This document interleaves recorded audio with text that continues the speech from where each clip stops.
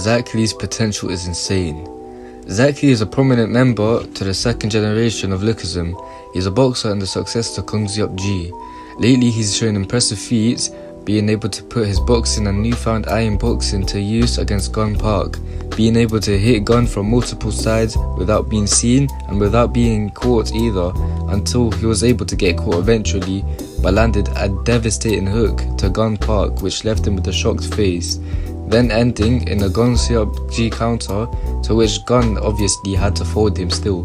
But I ain't even lying, this was some of the most hype scenes for Zack Lee, since he's come a long way to get to where he is now.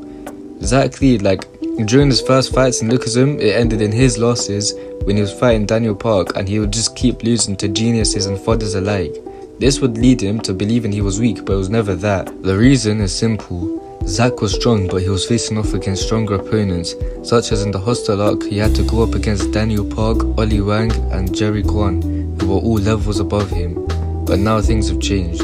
Zack Lee is like an army without a commander, powerful but useless, without someone to lead it.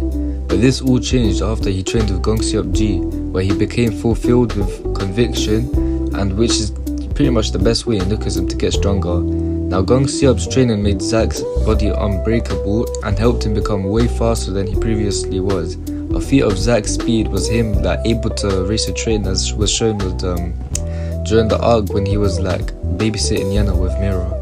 Now just imagine how fast he is now thanks to Kung Seop G. Not only this, but his performance in boxing is heavily improved as well, along with the fact that he's able to deliver devastating and explosive punches and now holds an insane amount of power.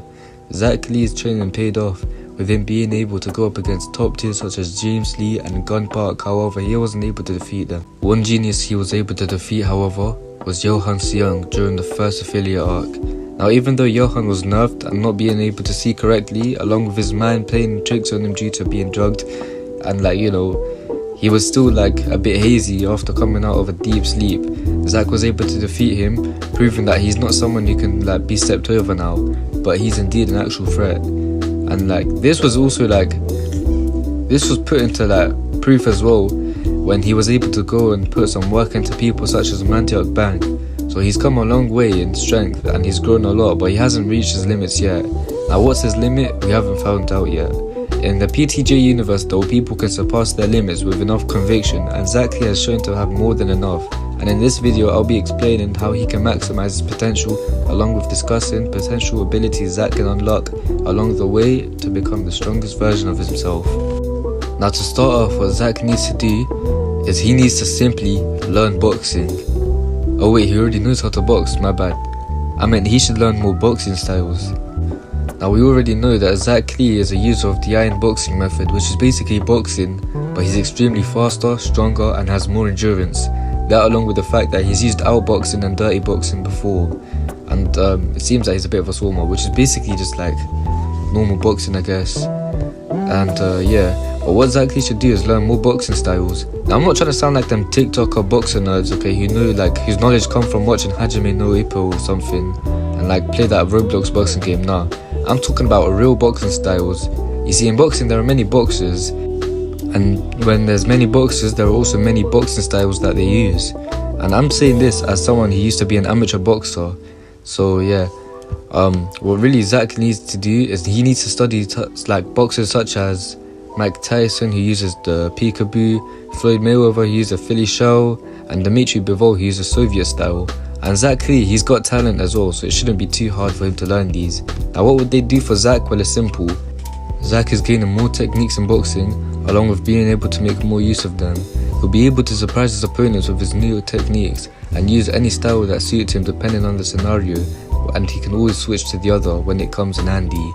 Now this is going to be able to come in handy especially against geniuses, copy geniuses to be specific, since even though they can copy his moves, he can still use another style and switch to another technique depending on his scenario or what situation he's in. Since copycats like Johan Seung have seen the Gun counter, he can simply just copy it and learn it.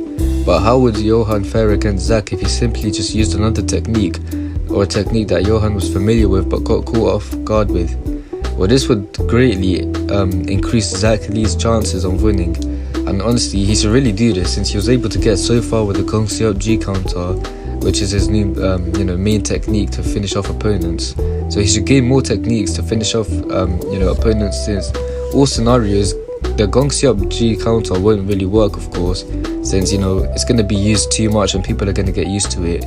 Now then, seeing as I'm done with Zack Lee, what he can do to improve his boxing and his likeliness to winning a fight, I think it's time to talk about an ability that's so rare that 4 characters hold.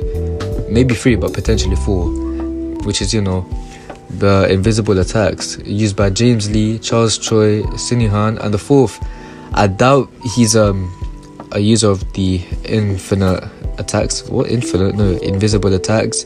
But he has surpassed the speed threshold and used it against James Lee, so I guess you can count Seong Ji Yuk as well. So yeah. Now, Zack Lee, he's always been a fast character since childhood, and it's been shown time and time again how fast he is and that he revolves around speed. But still, he's not the fastest or he's not the strongest, okay?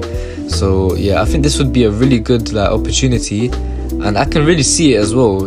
He can rise to top tier level with invisible attacks, since he's already close to achieving the speed threshold. If not, then he's already passed it due to Gong Up G, but I doubt he's passed the speed threshold yet.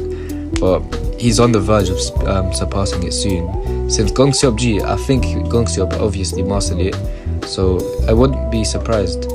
So yeah, I think PTJ should carry on Zack's whole thing with the speed thing, giving him the invisible attacks, along with the fact that this would be a great ass counter to the Ultra Instinct.